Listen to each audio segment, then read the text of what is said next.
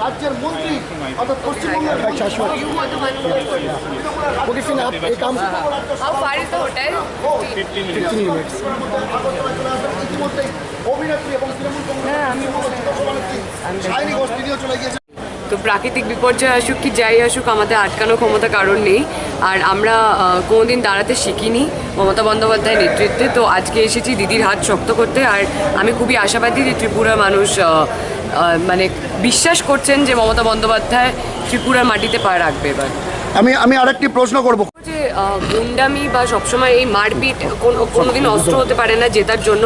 যারা ভয় পায় তৃণমূলের জয়কে তারাই এই ধরনের অস্ত্র ব্যবহার করে, তো আমাদের সেটা দরকার নেই।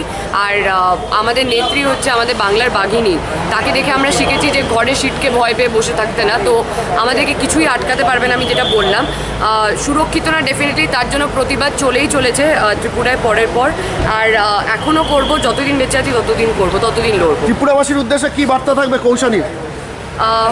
বাংলা উন্নয়ন দেখেছে মমতা বন্দ্যোপাধ্যায়ের হাত ধরে ত্রিপুরাবাসী, আমার মনে হয় তারা ধন্যবাদ জানাবে পরে, যখন বহুমত ভোট দিয়ে মমতা বন্দ্যোপাধ্যায় বা তৃণমূল কংগ্রেসকে ত্রিপুরা মাটিতে আনবে, তারাও জানবে উন্নয়ন কি হয়, পরিবর্তন আসতে চলেছে, এটা আমি আশাবাদী।